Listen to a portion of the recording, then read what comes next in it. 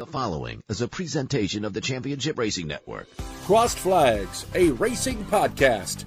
It's your midweek fix for racing news and information. Brought to you by the Championship Racing Network. Now let's head trackside to join your hosts, Steve West and Matt Nicholson. Hey, welcome into Crossed Flags, and this is Old Home Week? I mean, we're literally at our homes again. It's been a few weeks since we've actually done this. A lot of it was on my end because internet was just all over the place. They've been out here several times. Let's see how this works. In the meantime, we have a couple of big stories to get to here. A little bit later on, we're going to talk about what happened at the Cup Series in Martinsville, because NASCAR has kind of been talking about this manipulating races sort of thing. I think Matt's got something to say about that. But first things first, let's talk about the end of that Formula One race down in Mexico City.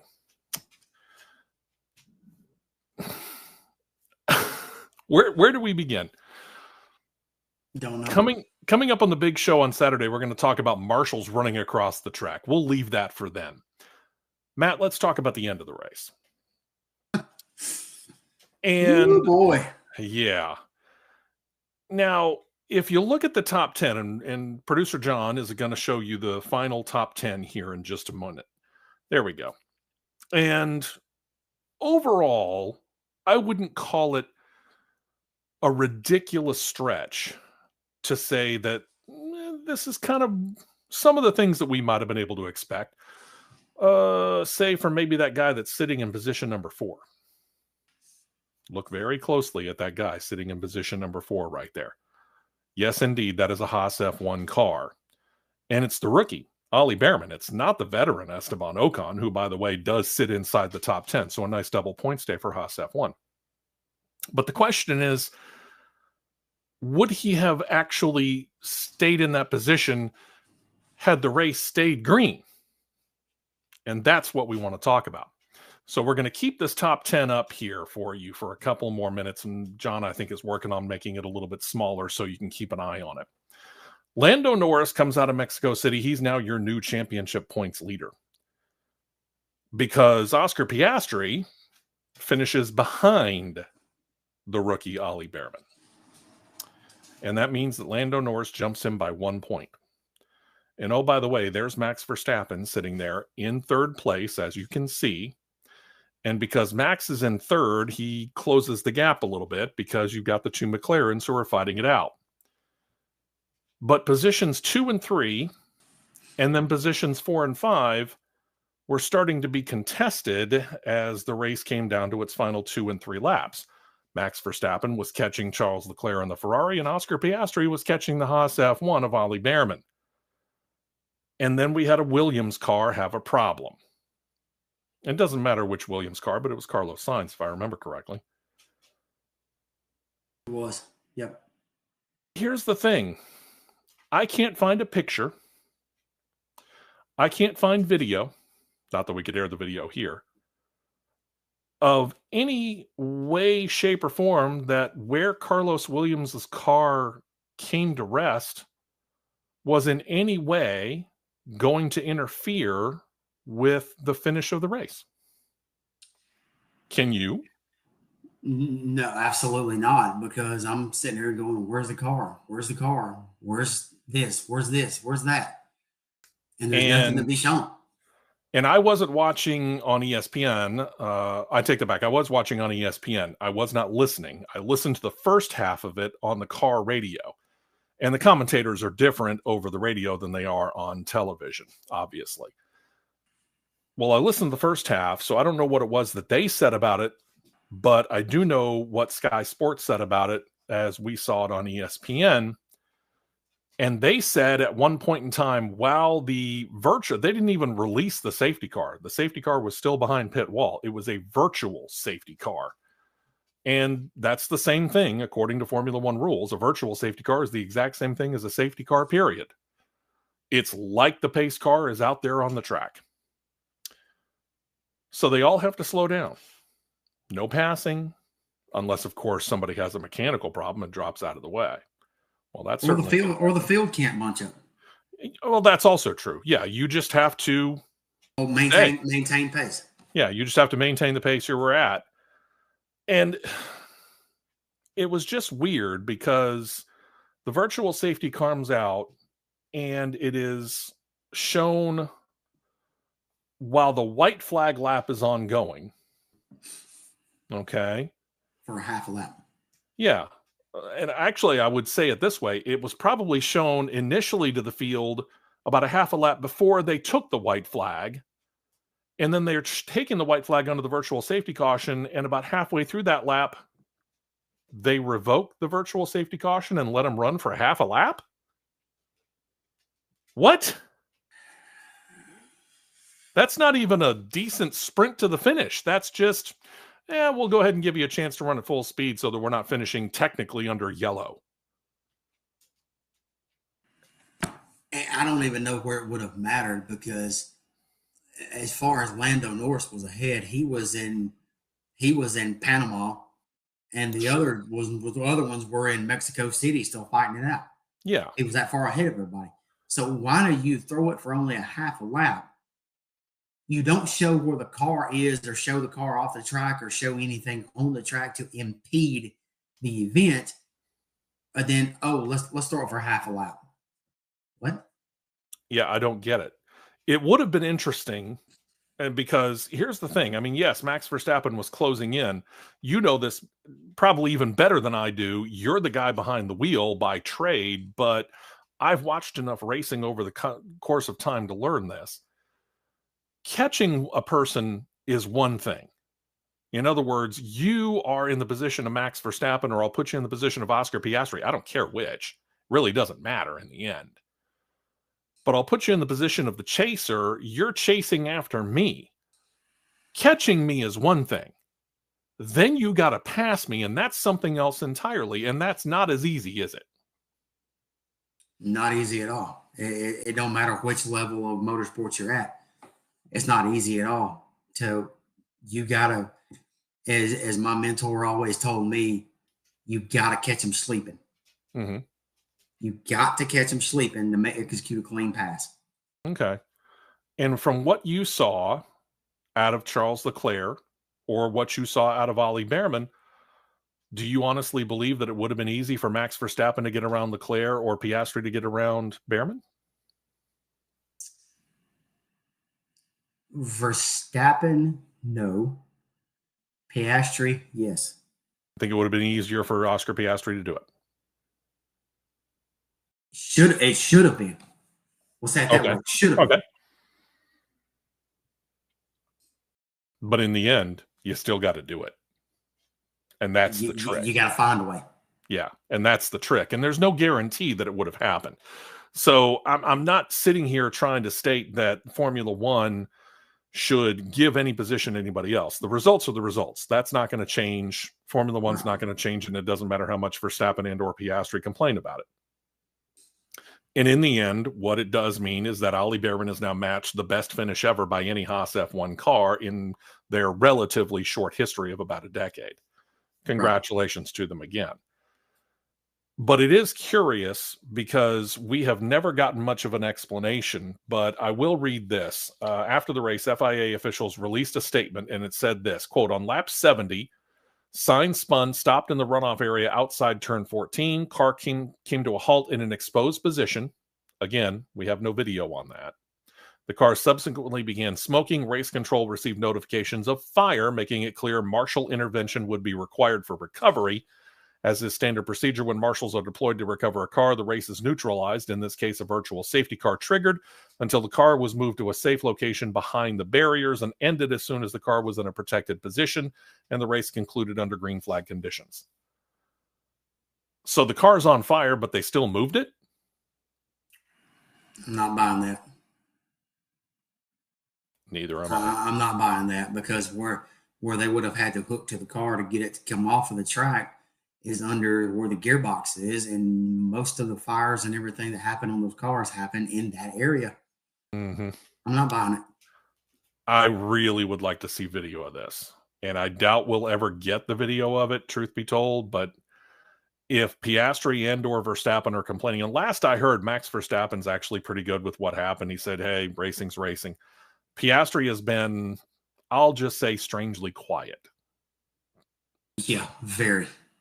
But if either one of them were to complain loudly, I understand exactly where they're coming from on that. Absolutely. Totally. We'll see what happens. I don't think anything actually will technically come of this. The results are going to stand. They're got a week off this weekend. Then they're going down to Brazil. We'll see what it is that F1 states. We'll see whether or not they release any video of this and actually show the fans what the heck happened here. But I'm not going to go holding my breath. Let's put it that way. I'll turn red and blue and any other shades of color that you could possibly hold long before I think the FIA or F1 ever come up with video on that for us.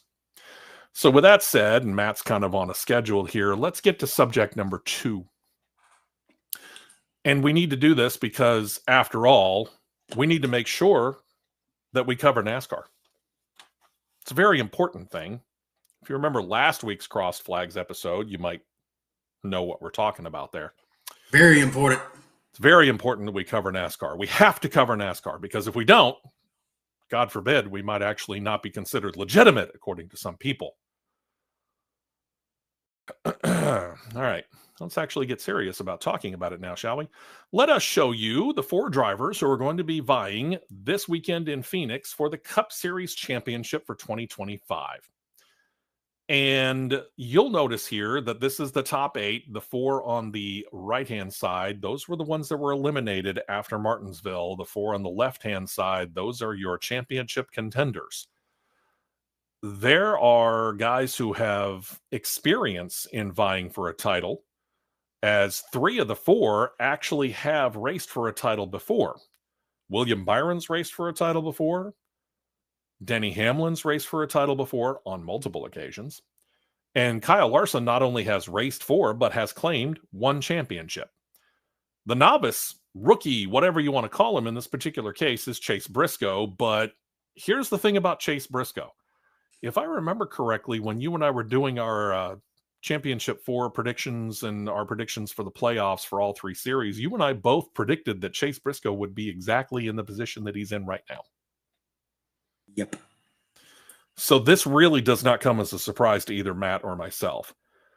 The minor surprise is Denny Hamlin. Now, I know, Matt, you picked him to make it to the Championship 4. I didn't. But it was not because I felt like he wasn't a talented enough driver or that his team wasn't talented enough. It's that up to this point, even though he's appeared in, I think it's 4 championship appearances for Denny Hamlin, it always seems like the 11 team finds a way to mess up. Yeah, that has been the trend of many, many, many years past when they've been in position to do so. But here's the funny thing. To me, the biggest trip over their own feet happened way back in round 1, when it really, you have the best opportunity and best motive or best means to actually be able to avoid being bounced out of the title run, because in the round of 16, he had a lot of movement there. He had a lot of cushion there. So to me, their mess up may have actually happened during the first round, the round of 16. And if that's the truth, then, you know, here's me going, hey, mea culpa to the 11 team. Congratulations. And I'm certainly not going to say that they're not deserving of being where they are. Right. They've bounced back very admirably, because I agree their worst round was the round of 16 for sure. Yeah. And Kyle Larson, he's just been what Kyle Larson is. He and Chase Elliott have one thing in common. As Hendrick Motorsports teammates, they really have the ability to just, to borrow another sports phrase, drive the ball down the fairway, hit it safely every time, get it up there and par every single hole, or in this case, just find themselves consistently placing top 15, top 10, top 5 every single race. They're always up there just accumulating points, and every once in a while they grab a win. Yeah. And that's what Kyle Larson's been doing. He's just been that steady guy. Yeah. So Denny Hamlin won the first round of the round of 8 in Vegas. Chase Briscoe kind of surprised a few people by actually claiming the win at Talladega. And of course, William Byron wins last weekend at Martinsville. But while William Byron had a great car, and he did, pole position, led the majority of the laps by far, it's the guy who finished in second that we want to talk about for a moment, because the guy who finished in second place, Ryan Blaney, had a rocket ship. Started way back in the 30s and bided his time at the start of the race for about the first, what do you want to call it, 20, 25 laps or so. Let everything kind of string out and start to get single file for the most part. And then all of a sudden, he was able to hit that go button, and he just started knifing through the field. Yeah. And sure enough, finds himself at the front, was leading the race for a little while. But race manipulation has been one of those things that NASCAR has been complaining about. And here at Martinsville, where we're talking about, that's been a problem here over the last couple of years. A big problem. And there's some evidence to say that there might have been a little bit going on here. If you look at what, for example, the Chevrolet of Michael McDowell did in letting William Byron fly on by with zero problem, and then suddenly found his car much harder to pass when Ryan Blaney was coming up. Yeah. You're already lapped. Yeah. What are you holding up the field for? Yeah. One thing that I always was taught when I was coming up through the ranks is you can read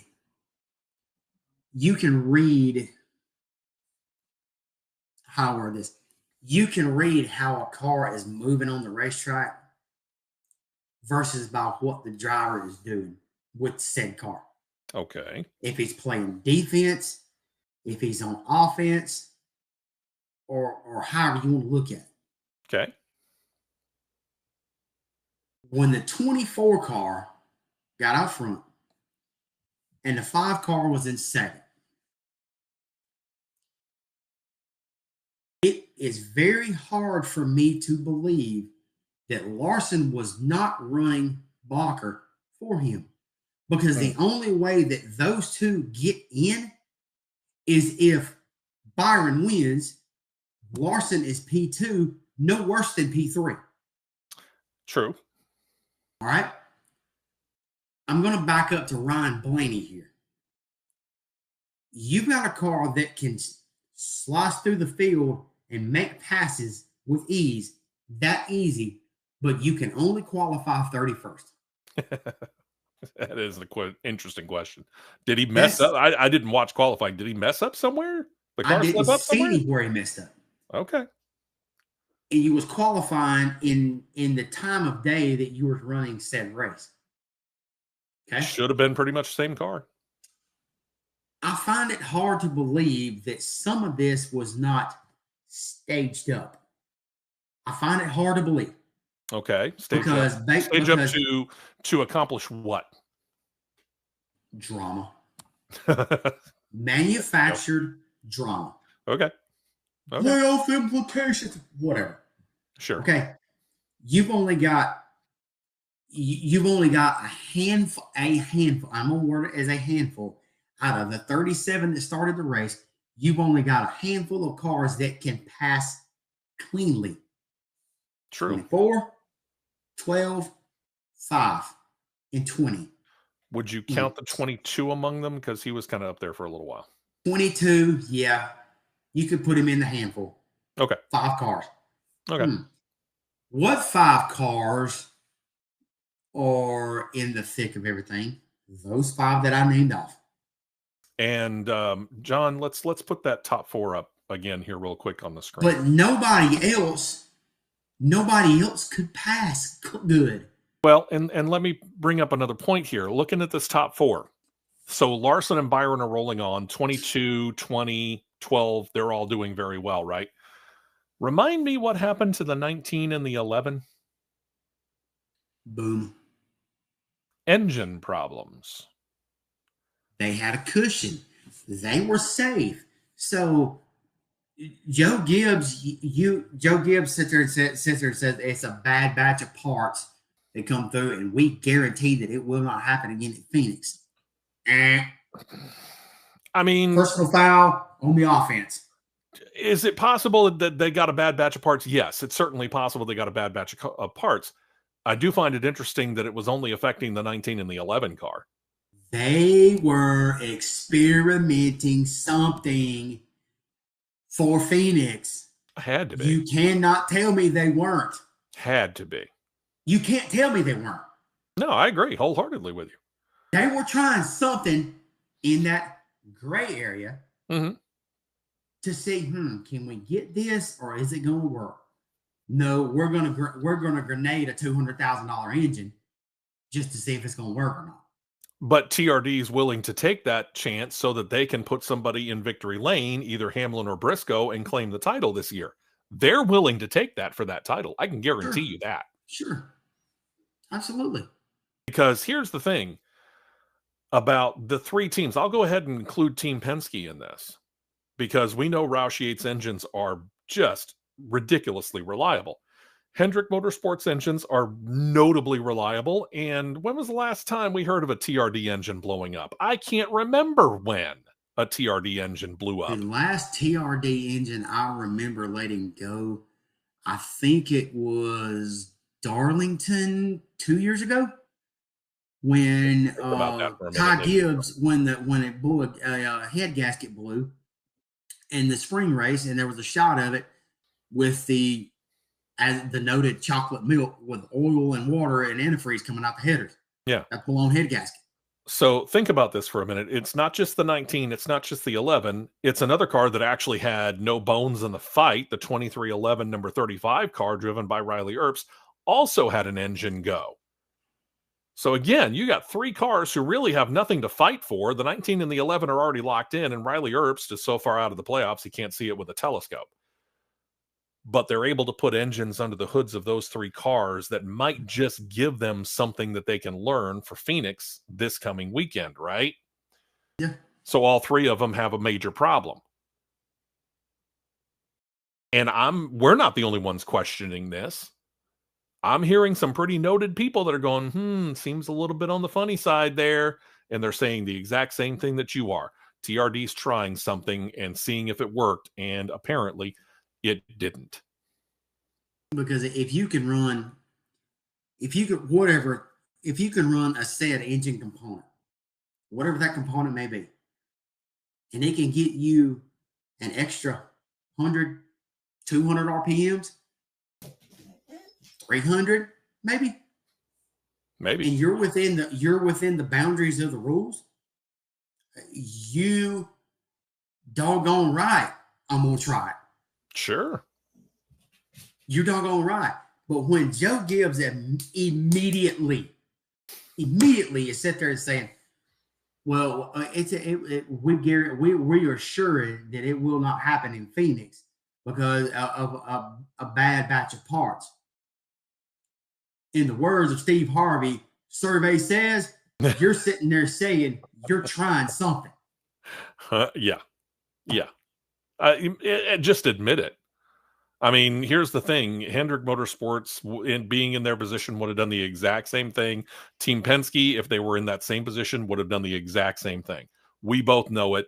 It's this untold secret. It's the unwritten rule, if you want to put it that way, to borrow any number of other sports cliches. They're all going to try and find something that's going to help them out and see if they can't advance themselves, because in the end, they're all looking out for themselves. Roger Penske would have loved to have made it 4 titles in a row. Hendrick Motorsports would love to get Kyle Larson his second title or William Byron his first. And here's the thing. Joe Gibbs wants to see his cars and would have loved to have had 3 cars in the finals if he could have gotten Christopher Bell in there. But the Hendrick Motorsports guys, as we talked about, kind of played a little gamesmanship. I'll just leave it at that. Legal gamesmanship, at least according to what NASCAR ruled. They're all going to try and find an edge. That's their job. Find an edge, because in the end, I want my team, Penske, Hendrick, Gibbs, whatever it is, I want my team in victory lane. I want my team hosting the championship trophy at the end. That's the goal. Yep. So admit it. Nothing wrong with it. Admit it. Nope. Everybody knows you were doing it. What are they going to do? Are they taking the engines to the R&D department? I don't think so. No. You got no reason to. Nope. There was nothing that said this engine needs to go to the research and development center over there in in Concord. So I doubt seriously they got pulled. One of them maybe just by random note, but not that we heard. So just admit it. Yeah. Put it out there. Yep. All right.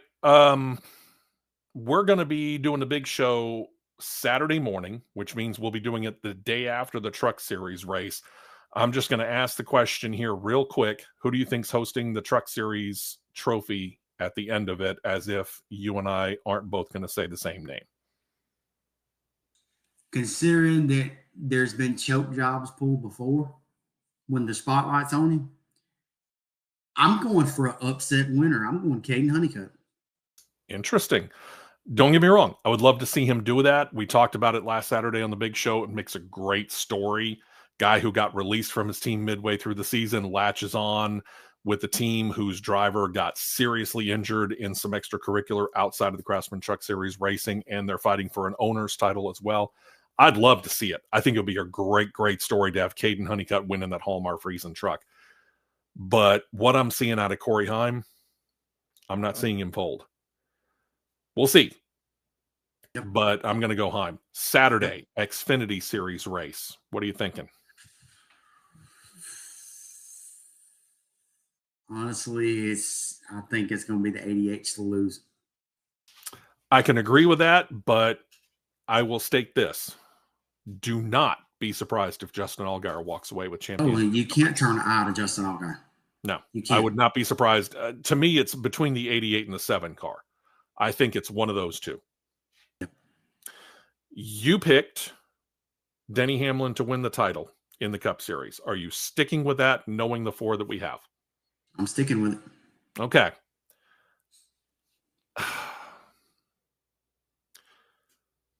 I've been debating this for a long time.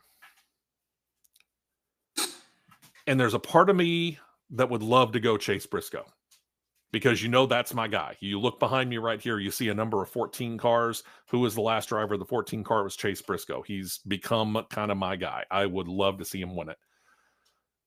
I don't think it would terrifically surprise me if Hamlin walks away with it, but I get the funny feeling it's going to be a Chevrolet that's going to be there.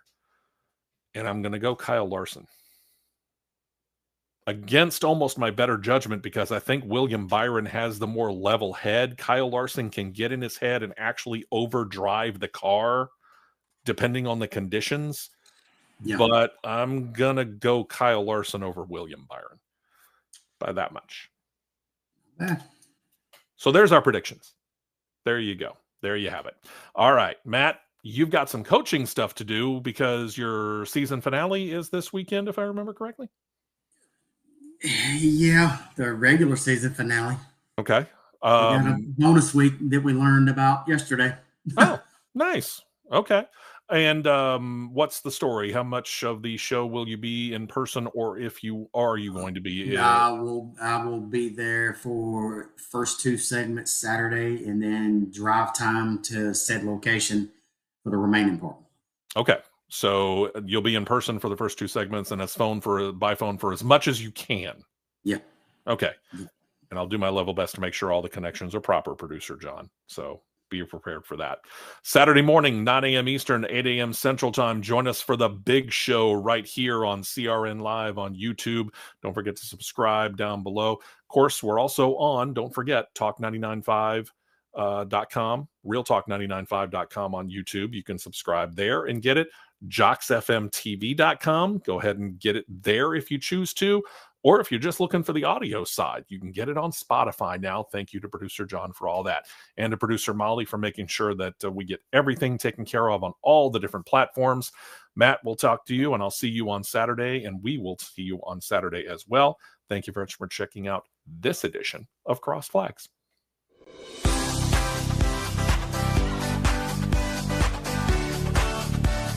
You've been listening to Crossed Flags, a racing podcast. For more content like this, subscribe to CRN Live on YouTube and you'll be set to catch the 2-hour live show every Saturday morning at 9 Eastern, 8 Central.